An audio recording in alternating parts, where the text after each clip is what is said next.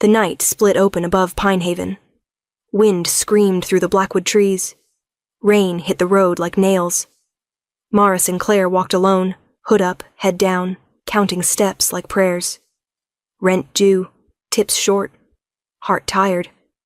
Then she heard it. A sound so small it barely existed. A cry, thin and broken, nearly lost beneath the thunder. Not human. She froze. The smart choice was to keep walking. Don't look, don't care. Survive. But that cry came again, softer this time, like a plea. And something deep inside her, the part that had been abandoned one too many times, snapped. She turned toward the woods. Branches clawed at her coat. Mud dragged at her boots. Lightning carved the sky, revealing a flash of silver fur beneath a fallen tree.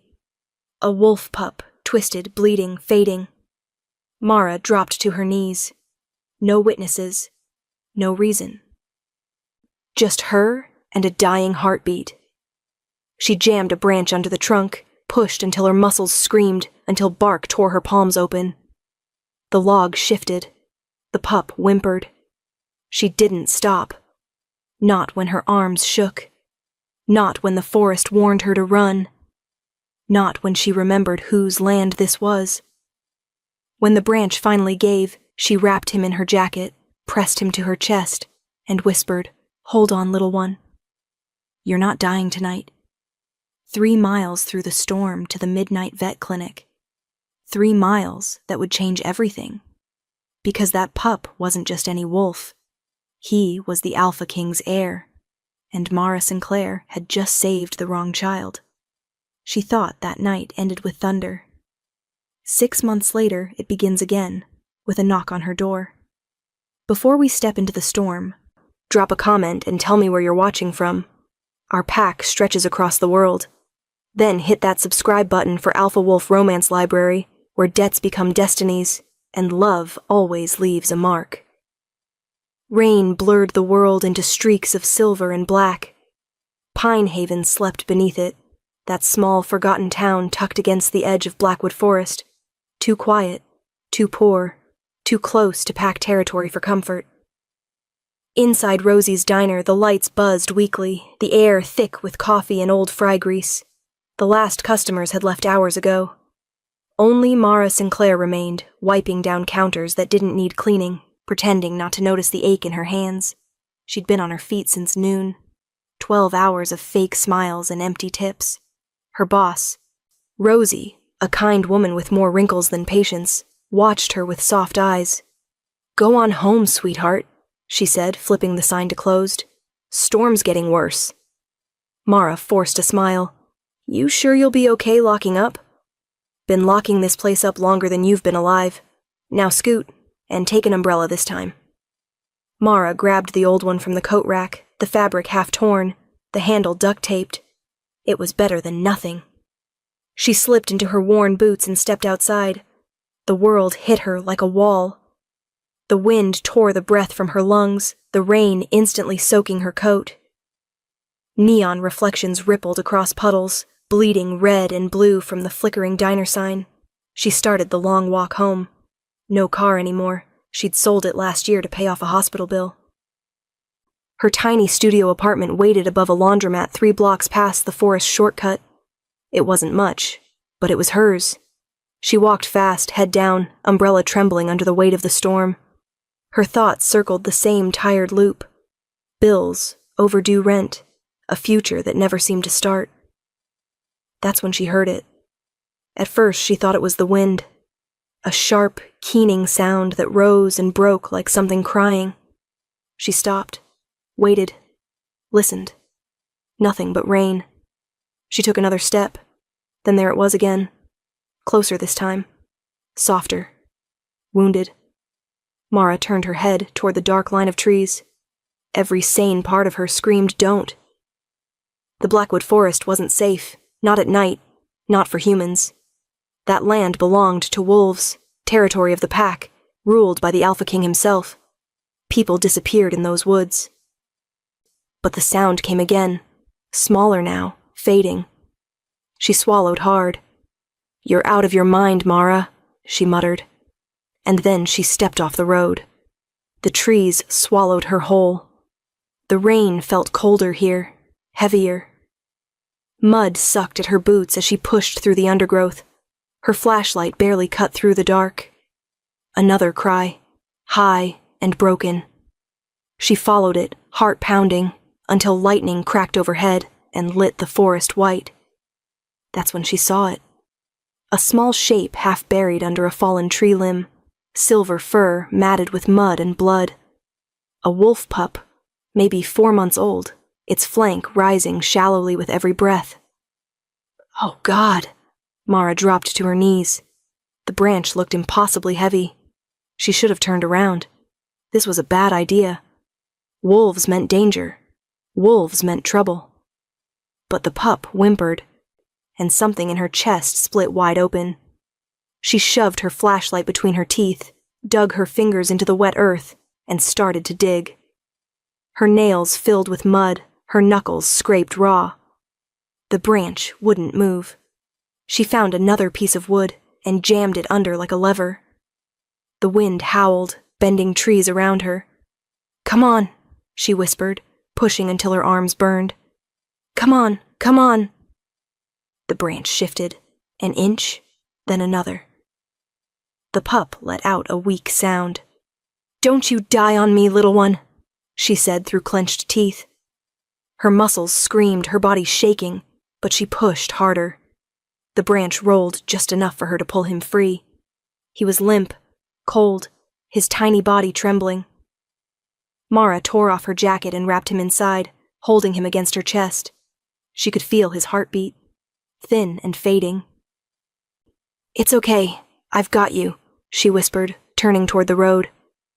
The clinic wasn't far, 3 miles maybe, but the storm felt endless. Every gust nearly knocked her off her feet. Water filled her shoes. Her arms went numb from holding him too tightly. She kept talking just to stay conscious.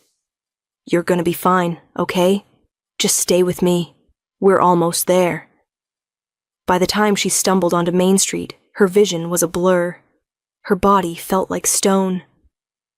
The lights of Dr. Petrov's veterinary clinic glowed faintly ahead. She kicked the door open and half fell inside. The old vet looked up from his desk, startled. "What in Mara?" He saw the bundle in her arms, the blood, the silver fur. His face went white. "Help him," she gasped. "He's dying." Dr. Petrov hesitated only a second before taking the pup from her trembling arms. He turned and vanished into the back room. Mara sank onto the floor, drenched and shivering, her hands shaking so hard she couldn't even untie her shoes. Minutes bled into hours. The storm raged outside, hammering against the roof. Finally, the door creaked open. The vet stepped out, exhaustion etched into every line of his face. "He'll live," he said quietly. "You saved him." Relief broke through her chest so sharp it hurt. She smiled weakly.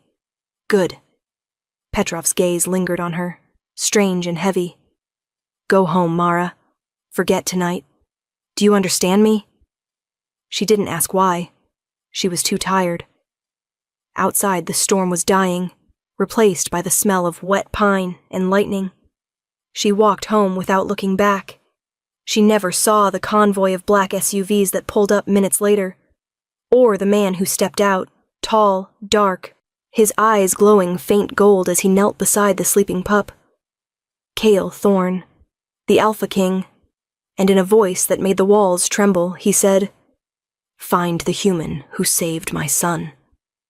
6 months. That's how long it had been since the storm.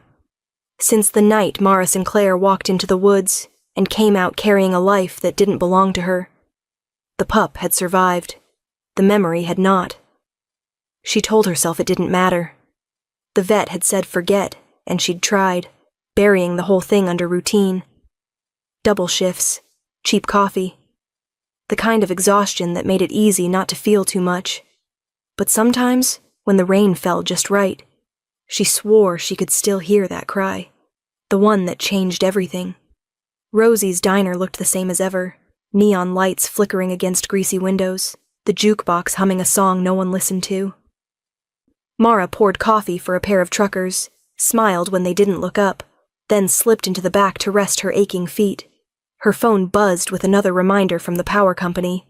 Final notice. She sighed, rubbed her temples, then froze. The balance was 0. Paid in full. Mara blinked.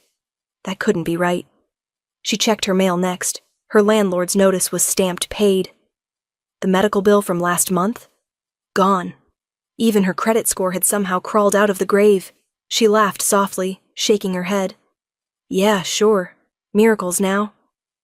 Maybe Rosie had pulled strings. Maybe some government aid finally came through. She didn't question too hard. Good things never lasted when she did. But lately, she'd noticed other things too. A dark SUV parked across the street that always seemed to idle just a little too long. The feeling of eyes on her as she locked the diner door at night. The faintest whiff of pine and smoke in places where no one stood. Maybe it was paranoia. Maybe she was just tired. Still, when the chime above the door jingled that night, she jumped. A man walked in, broad-shouldered, clean-cut, the kind of smile that made people lower their guard.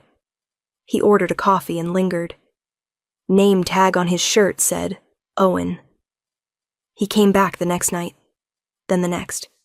Always sitting in the same booth by the window, always asking about her day, always patient. He didn't push, didn't flirt too hard, just showed up. It felt nice, strange, but nice. After 3 weeks, he asked her to dinner. A real one.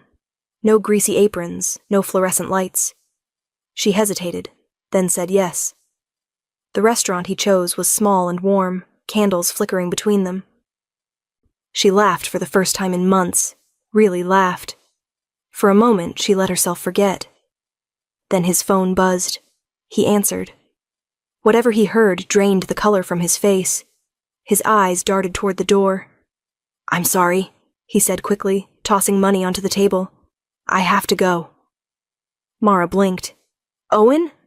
What? But he was already gone, practically running. Confusion burned hot in her chest. Had she said something wrong? She waited a few minutes, then stood to leave, until she saw him. A man standing just outside the restaurant window. Tall, still, framed by the rain. Dark hair slicked back, black coat glistening under the streetlight. His presence filled the glass like a shadow given life. Even through the drizzle, she could feel it. The weight of him. Power wrapped in calm. Eyes glowing faintly gold when lightning flashed. Her stomach turned cold. Whoever he was, Owen had seen him. And fled. When Mara stepped outside, the man was gone. By the time she got home, the wind had picked up again. She locked her door, drew the curtains, told herself she was being ridiculous. That's when the knock came.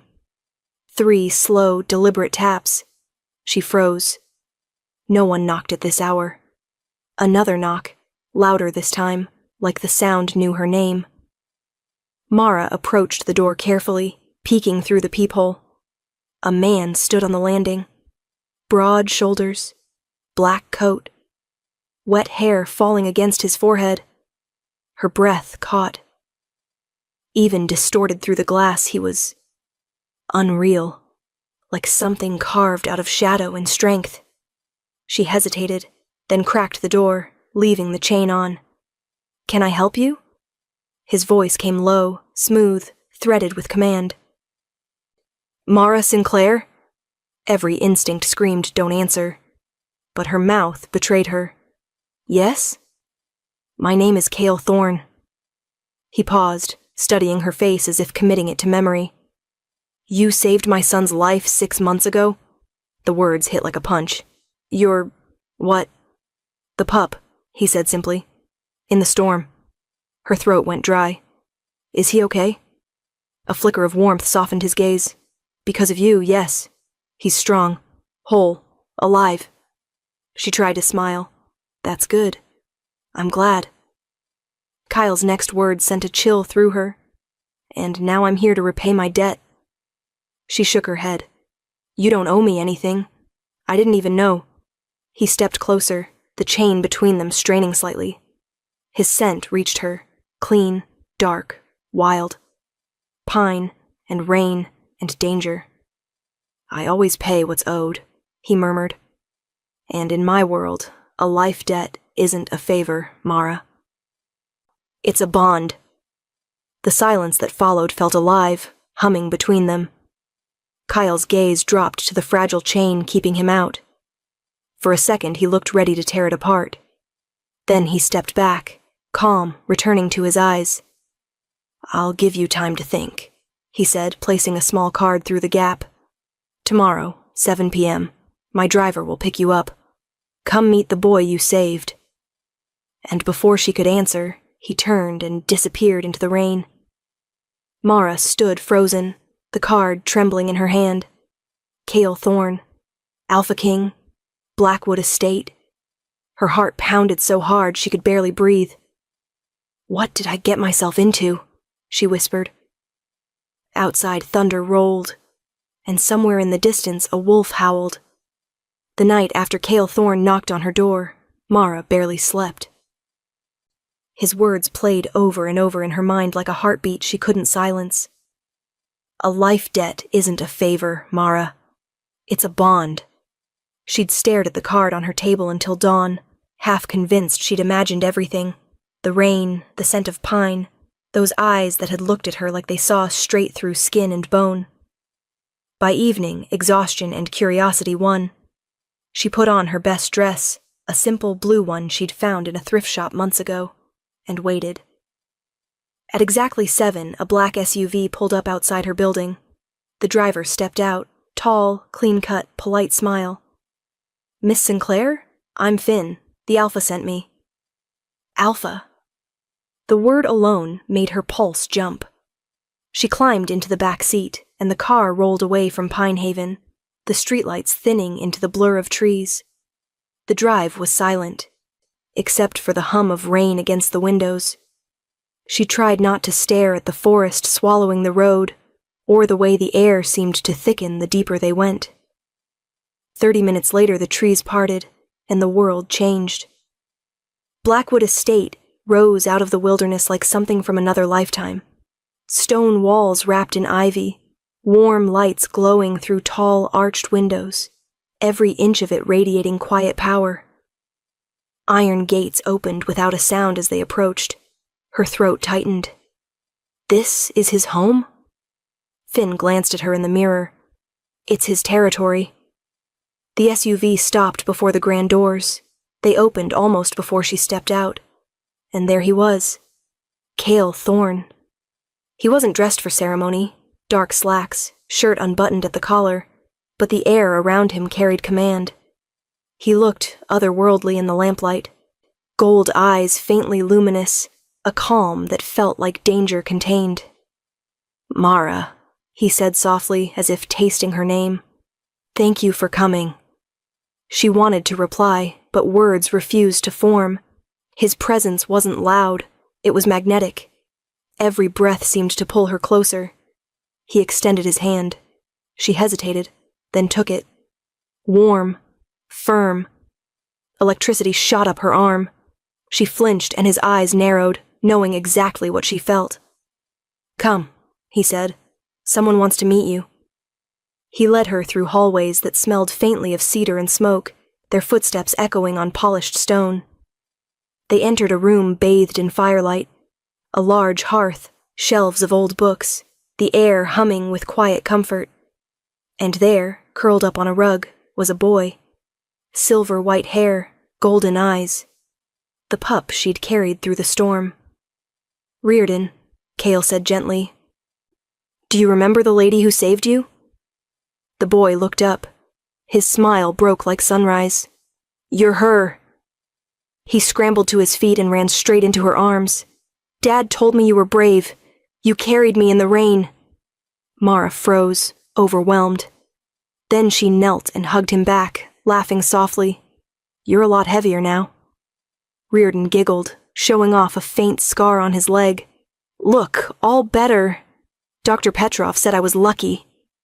She brushed his hair from his forehead. No, you were strong. Kael stood behind them, watching quietly. The firelight caught the edge of his jaw, the softness in his eyes that didn't match the man's reputation. For the first time in years, his son was smiling like a child should. Reardon tugged her hand. Will you stay for dinner? Please? Mara hesitated. I don't... Kael's voice was calm, patient. We'd be honored if you joined us. Dinner was unlike anything she'd known. Long wooden table, silver cutlery, a chandelier that looked like captured starlight. But somehow, it didn't feel cold. Reardon's chatter filled the space, turning grandeur into warmth. Kael sat across from her, silent most of the meal, watching. Not in judgment, but in something quieter. Every time she laughed, his eyes softened. Every time she looked away, his lips twitched like he almost smiled. After dessert, Reardon yawned. A nanny led him upstairs, and the house fell quiet again. Kael rose. Walk with me.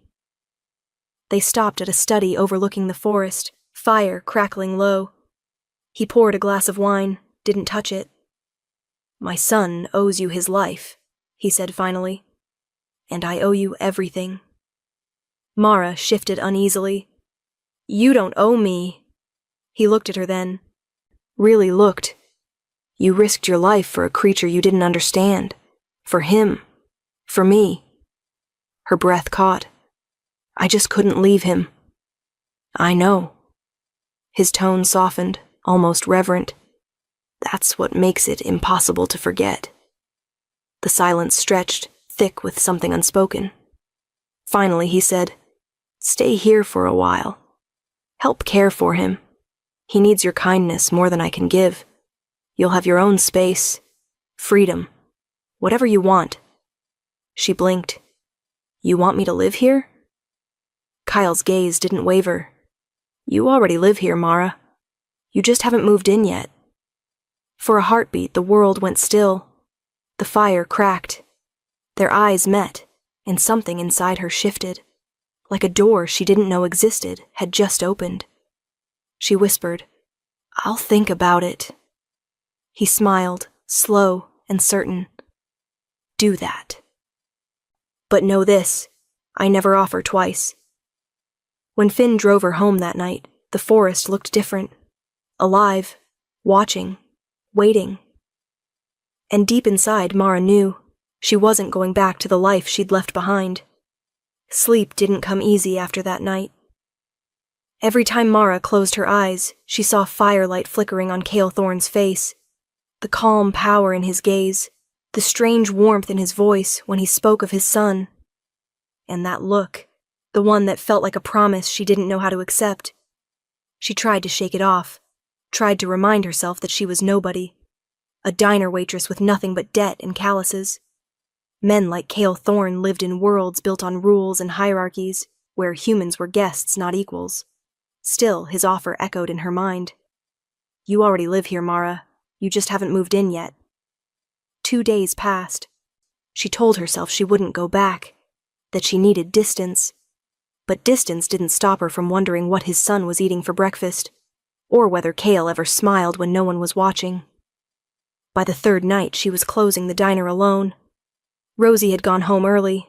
The storm sirens were wailing again, and the rain was coming down in sheets. She moved through the empty room, counting the drawer, humming under her breath, trying not to think about the Alpha King. That's when the doorbell jingled.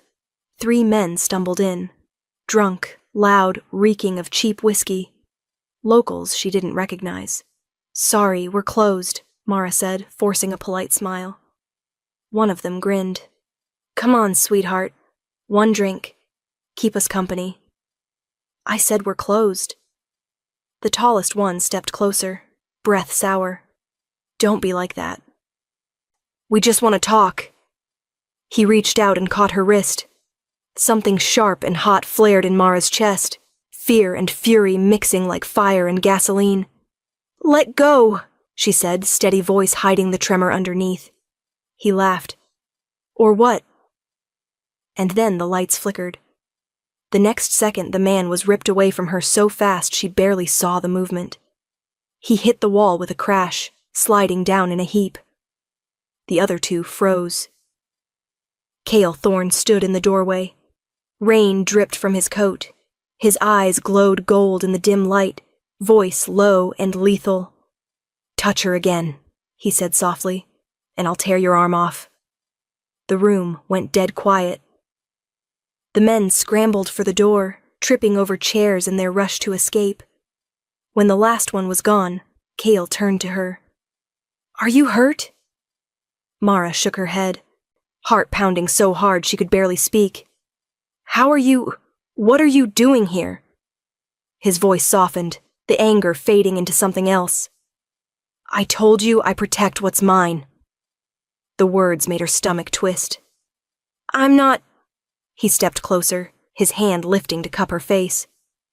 The warmth of his palm stopped her protest cold. "You are," he said quietly. "You just don't know it yet." The air between them burned. Too close, too alive.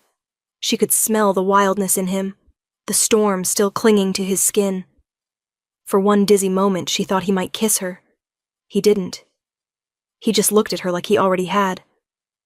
When he finally stepped back, her knees felt weak. "I won't let anyone harm you, Mara," he said. "Not in my territory. Not ever." Then he was gone, the door swinging shut behind him. For a long time she stood there shaking, staring at the rain. Then she pulled out her phone and opened his message thread. The last text glowed on the screen. "You'll have your own space, your freedom, whatever you want." Her fingers hovered, trembling. Then she typed, "I'll take the job, but there are rules." The reply came almost instantly. "Name them." "I'm not your property. I can leave whenever I want. And Reardon comes first." Another pause. Then, "Agreed. I'll send my men to help you move. Welcome home, Mara." She stared at the message until her vision blurred. "Home," she whispered, tasting the word like something fragile. By the time dawn broke, the black SUV was waiting outside her building. Finn smiled as she stepped out, helping her load her few boxes into the trunk. Rosie hugged her tight at the curb. "You sure about this, honey?" Mara nodded. "No. But I'm doing it anyway." When they reached the estate, Reardon was waiting at the door. He barreled into her arms, laughing. "You came back." She hugged him tight, smiling through the ache in her chest. "I told you I would." Kyle appeared behind his son, silent, unreadable, but his eyes said everything. That night, as Mara tucked Reardon into bed, Kyle lingered in the doorway. "He sleeps better when you're here," he murmured. Mara smiled softly. "He's easy to love." Kyle's gaze darkened, the words rolling off his tongue like a vow. "So are you." Before she could respond, he turned and walked away, leaving her heartbeat tangled with his. Morning light spilled across the Blackwood estate like melted gold. For the first time in years, Mara woke to quiet. No sirens, no leaking pipes, no distant noise from the laundromat below her old apartment. Just birdsong and the soft crackle of a fire somewhere down the hall. It felt unreal. Her room was larger than her entire apartment. High ceilings, pale curtains fluttering in the breeze, a balcony overlooking the forest. The air smelled of pine and coffee. On the dresser sat a small vase of white lilies. She didn't put them there. She found a note beneath it, written in a precise, powerful hand. "Breakfast with Reardon, East Terrace." K. Her pulse jumped at the single letter. When she arrived at the terrace, Reardon was already there. Mischievous grin, silver hair shining in the morning sun. He waved a pancake at her like a flag. "You're late," she laughed, sitting beside him. "You sound like your father." "Dad says punctuality is strength." "Dad sounds exhausting," she teased, cutting his pancake into pieces. Kyle's voice came from behind her, smooth and unhurried. "He can be." She turned.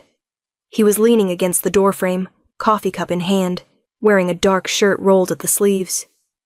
In daylight, he looked less like a legend, and more like something real. Broad, calm, quietly dangerous. "Good morning," he said. Mara managed to nod. "Morning." He watched her help Reardon butter his toast, his gaze steady, but unreadable. "He's smiling again," Kael said softly. "That hasn't happened much." "Kids smile when they feel safe," she replied. "Maybe that's what he needed." Kyle's eyes lingered. "And what do you need, Mara?" The question sank deeper than she expected. She looked away, pretending to focus on the coffee. "Still figuring that out?" Kael nodded once, accepting that without pressing.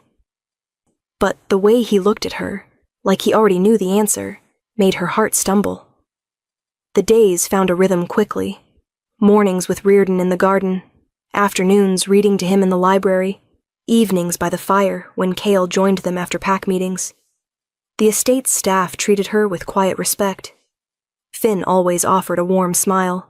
Tessa, the head of the house, made sure Mara never missed a meal. Even Alaric, the gruff Gamma, softened when Reardon tugged his sleeve to show him drawings. Still, Mara sometimes caught whispers when she passed. The human one, the Alpha's guest, his debt. She tried to ignore them. Kael, for his part, never mentioned the word debt again. He simply appeared, in doorways, in the library, on the balcony at dusk, always calm, always watching. At first she thought it was coincidence. Then she realized he was learning her. The way she spoke to his son, the way she moved when she thought no one was looking.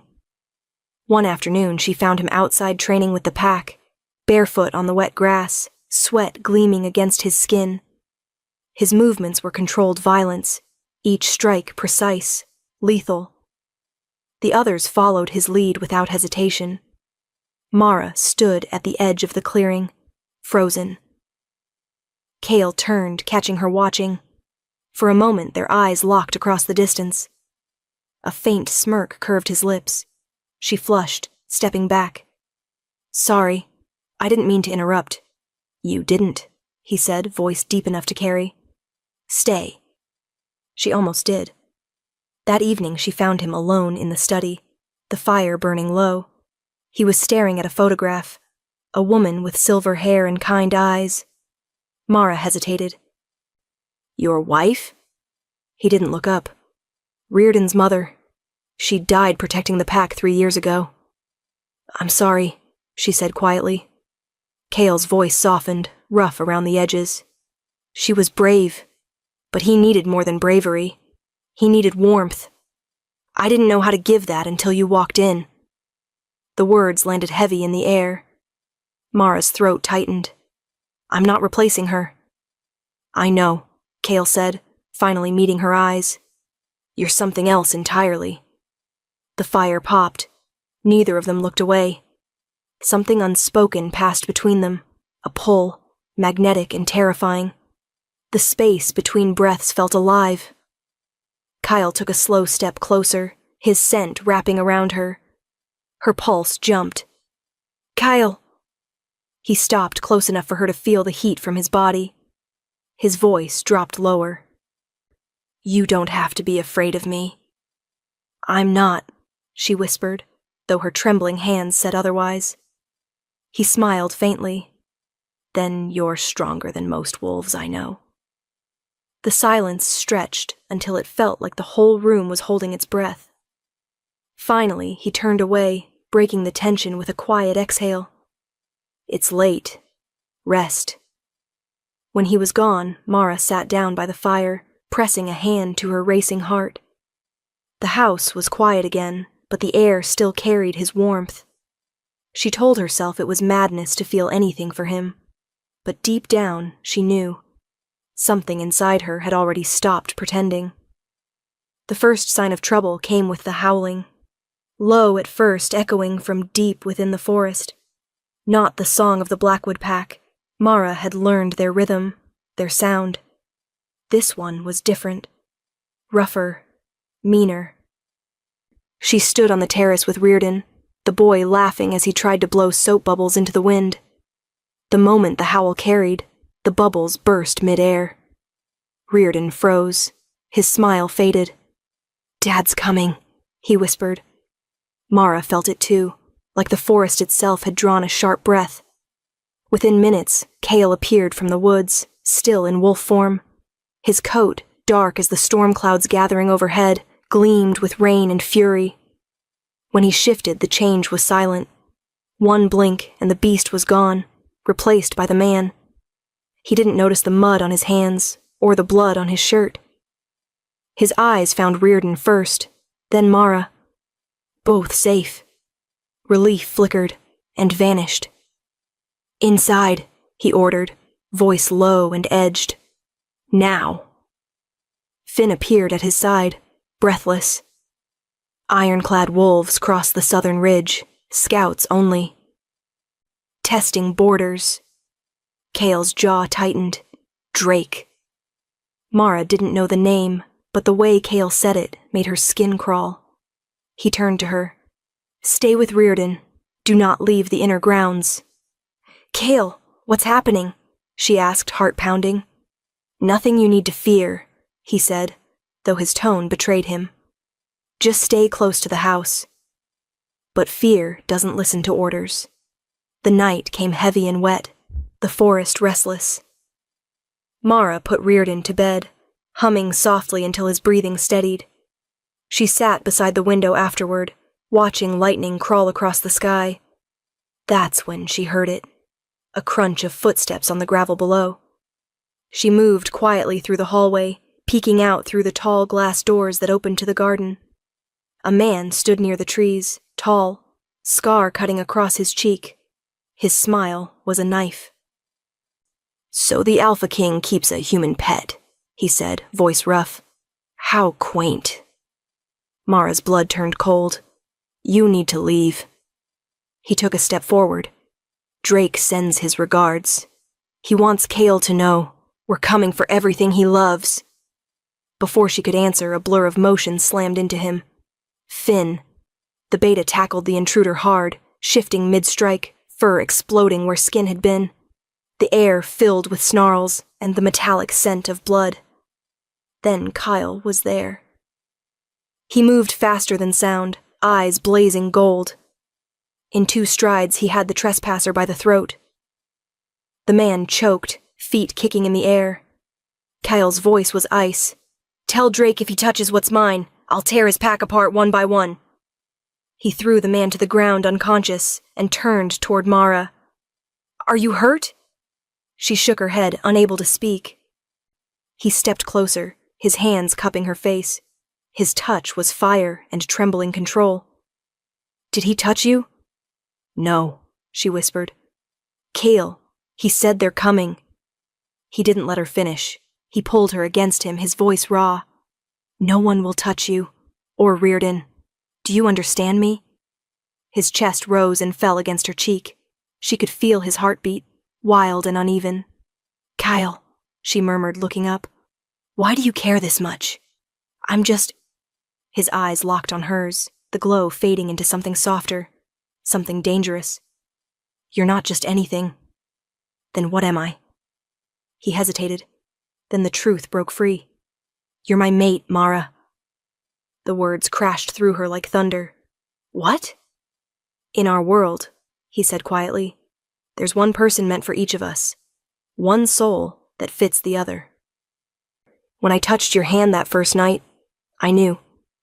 She took a step back, shaking her head. "I'm human. That's not possible."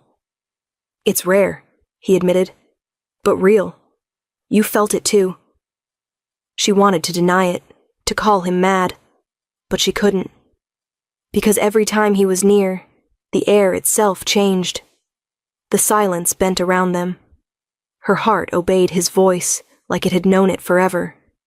"This isn't fair," she whispered. "I didn't choose this." Kael's voice broke. "Neither did I." He took a step closer, and though he didn't touch her, she could feel the bond straining between them, electric and alive. "Mara," he said softly, I'm not asking you to accept it tonight. Just don't run from it. She wanted to speak, but no sound came. The truth was in her pulse, in the way her body trembled, not from fear, but from recognition. Outside, thunder rolled again, shaking the windows, and somewhere in the dark, the iron-clad wolves howled their answer. Mara didn't sleep that night. Kael's words kept replaying in her mind, a whisper she couldn't shut out. "You're my mate." She'd tried to convince herself it was madness, a shifter myth, an instinct he'd mistaken for gratitude. But the more she tried to ignore it, the more her body betrayed her. Every time she closed her eyes, she felt his presence, like the echo of a heartbeat that wasn't hers. The morning came gray and silent. She found herself standing by the window, watching mist roll over the forest. Her reflection looked unfamiliar, eyes brighter, skin flushed, like the storm outside had settled beneath her skin. When Riordan burst into the room, her thoughts scattered. "Dad's training," he said, excitement in his voice. "Can we watch?" She hesitated, then nodded. Anything to think about something else. Outside, the training field was alive with motion. Wolves in mid-shift, the sound of muscle and power colliding. Kael moved through them like a force of nature, precise, unrelenting, impossibly controlled. When he caught her watching, his movements slowed. Their eyes met, and that invisible pull tightened until she had to look away. She told herself it was nothing, just adrenaline, just fear. But deep down, she knew better. That night, the air felt wrong again. Too still, too expectant. She was reading to Riordan when the alarms began, a long, mournful howl that made her blood run cold. Tessa burst into the room. "Lock the doors! Don't open them for anyone but Kael or me!" "What's happening?" Mara demanded. Tessa's eyes were grim. "Drake. He's attacking." Before Mara could respond, the woman was gone. The next seconds blurred into chaos, footsteps, shouts, the sound of claws on stone. Riordan clung to her arm, trembling. Then a crash. The window shattered inward. A wolf, huge, gray, eyes burning red, lunged through the opening, glass scattering across the floor.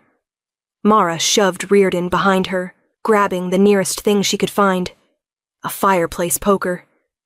Her hands shook, but she lifted it anyway. "You'll have to go through me," she said, voice low. The wolf growled, crouched.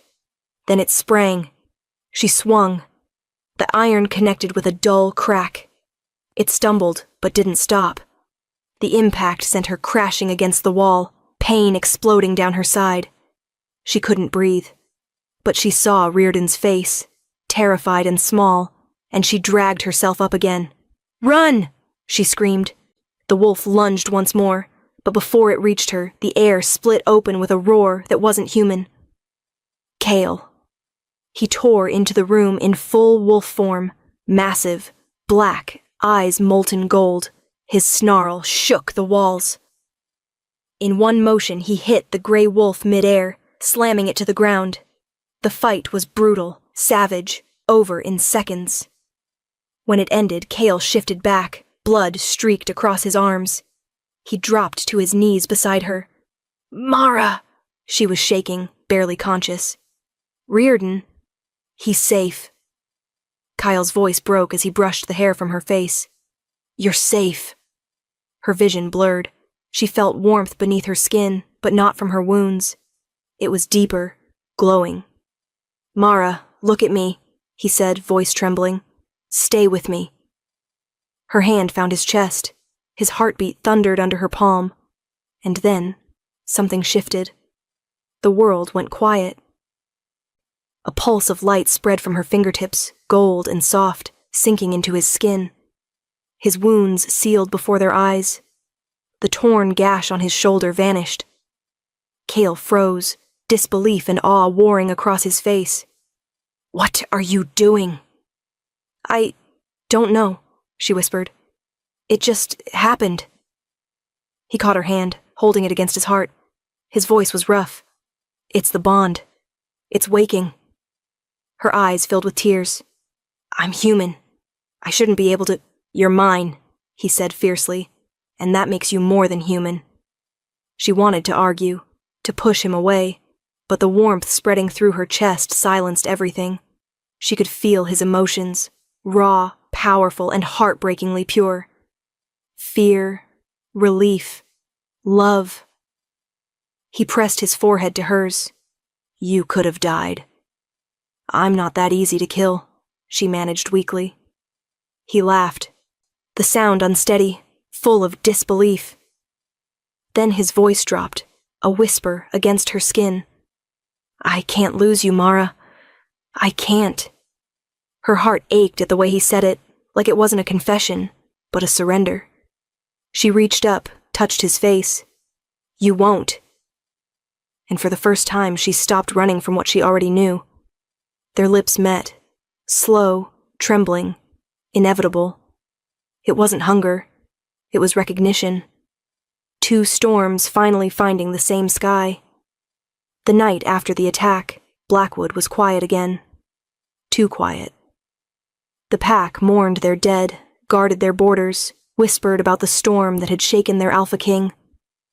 But inside the manor, behind locked doors, Kael Thorne sat at Mara's bedside, watching her breathe.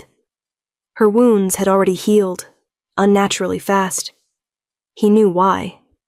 The bond between them was no longer sleeping. It pulsed beneath her skin, the same rhythm as his own. When she stirred, her eyes found him instantly. You're still here, she said softly. He smiled faintly. You think I'd leave? You should be with your people.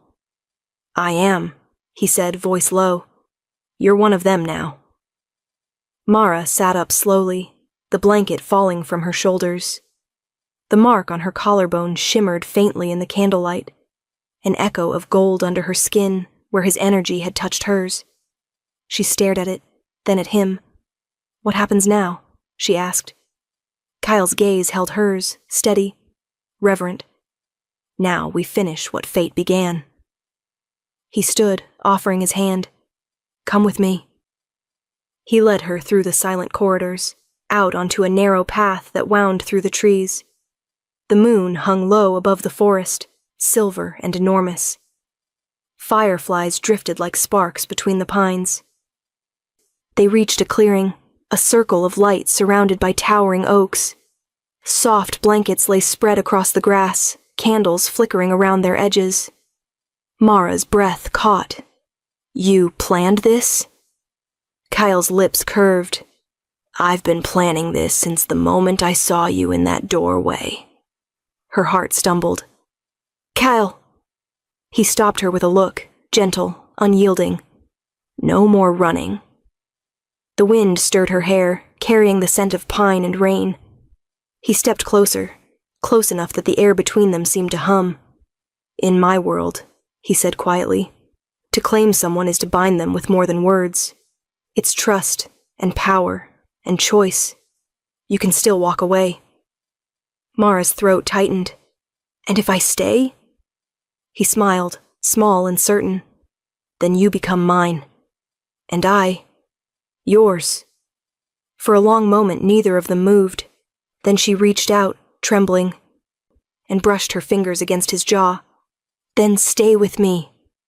All the way. The space between them vanished. His hands framed her face, and their lips met.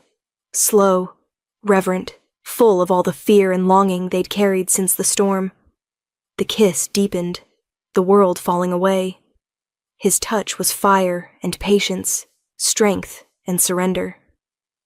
She felt him shudder when her fingers traced the scar on his shoulder. When he lifted her into his arms, it wasn't dominance, it was devotion. A vow without words. He laid her down on the soft blanket, the moonlight painting their skin in silver and gold. The forest around them seemed to hold its breath. Every heartbeat, every sigh felt like a promise being written into the air. When the moment came, the mark, she didn't feel pain, only warmth. His teeth grazed her shoulder, a bite as gentle as breath. And the bond surged open between them, pure light and heat. The world turned gold. She gasped, clutching him, and felt everything he was pour into her. Strength, love, fear, and fierce, unbreakable loyalty. Kael's voice broke against her skin. Mine. She whispered it back, voice shaking. Yours. And then softly, always. The glow faded, but its echo remained, a golden thread tying them together, heart to heart, life to life. They lay tangled beneath the stars afterward, the forest quiet around them. The air was cool, but she felt warm all the way through. Kael brushed a strand of hair from her face. How do you feel? Mara smiled, dazed. Like I finally stopped running. He pressed his forehead to hers. You never had to run from me. I didn't know that, she whispered. But now I do. For the first time, she felt the bond fully, his heartbeat syncing with hers, his emotions echoing inside her chest. There was no more doubt, no more pretending. When they rose at dawn, hand in hand, the pack was waiting beyond the trees. The moment they saw the mark on her shoulder, they bowed. Reardon broke free from the crowd, running straight to her. Does this mean you're my mom now? Mara knelt, tears stinging her eyes. If you'll have me. The boy smiled so wide it hurt. I already do. Kael stood behind them, silent, proud. The pack howled as the first sunlight touched the clearing. An old sound, full of reverence. The Alpha King had found his Luna, and the human who once ran into a storm had become the heart of one. Peace never lasts long in a kingdom built on dominance. 2 weeks after the claiming, Blackwood's borders trembled again. Drake's message arrived at dawn, burned into the soil at the southern ridge, marked in blood and iron. A challenge for the Alpha King. Kael read it once, then crushed it in his hand. He wants the fight. Finn's expression darkened. He won't play fair. I don't expect him to, Kael said quietly. His gaze drifted toward the manor, where Mara stood on the balcony watching the morning mist. But he won't take what's mine. By afternoon, word spread through every pack across the territories. The challenge would be fought on neutral ground at the Stone Ring, a circle of ancient ruins where alpha laws could not be broken. One would leave alive, the other wouldn't leave at all. Mara tried to stop him. Kael, don't go. You just rebuilt this piece. Don't throw it away for him. He cupped her cheek, eyes soft but unyielding. If I don't fight, Drake brings war to our door. To you. Then let me go with you. His jaw clenched. You're not ready for that. She took his hand, pressing it to her heart. Neither are you, if you think you can do this alone. Kael hesitated, the bond between them humming. He felt her fear through it, raw and pulsing. He didn't promise to come back. He just kissed her forehead and said, Trust me. The stone ring waited under a bruised sky. Drake was already there, massive, scarred, a predator carved from rage. His pack lined the edge of the field, their eyes gleaming with bloodlust. You took what wasn't yours, Drake growled. A human for a Luna? You shame our kind. Kael stepped into the circle. Say what you want.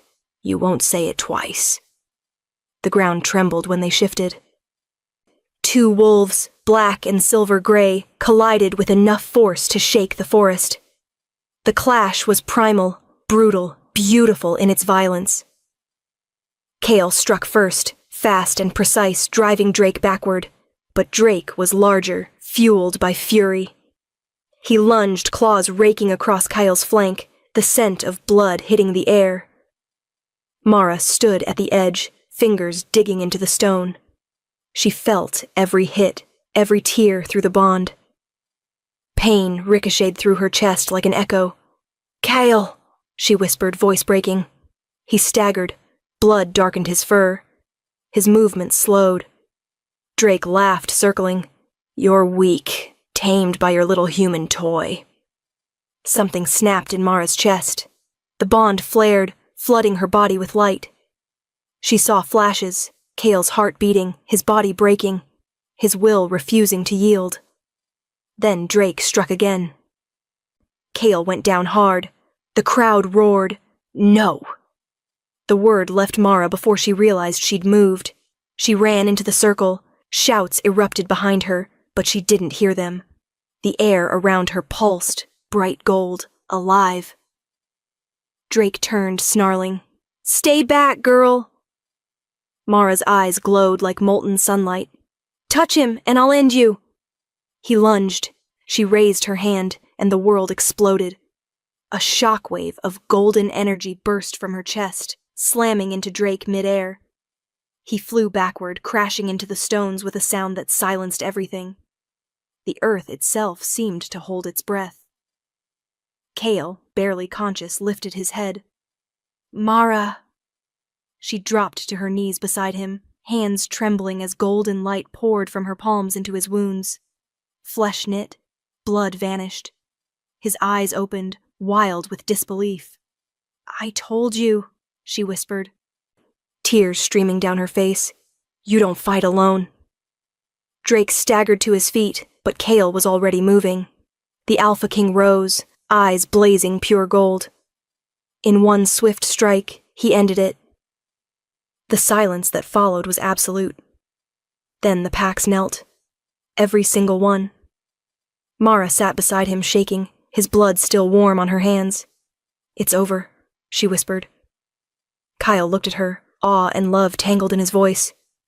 "You saved me again." She smiled faintly. "Guess we're even now." He pulled her close, pressing his forehead to hers. "Not even close." The bond between them burned bright, wrapping them in light until it felt like the forest itself bowed to them.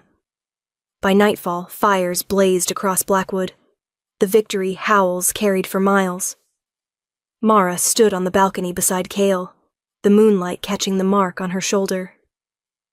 "You changed everything," he murmured. "So did you," she said softly. "You taught me what home feels like." He smiled, tracing the bond that shimmered between them. "You're my heart now, Mara. The Queen of Wolves." Below them, the pack roared her name, and for the first time in her life, she didn't feel small. She felt infinite. A year had passed since the battle.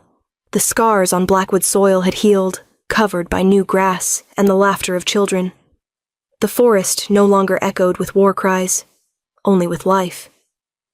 Mara stood in the garden where she'd once found Reardon chasing butterflies, her hands resting gently on her rounded belly. The twins were restless tonight, kicking like tiny wolves eager to join the world.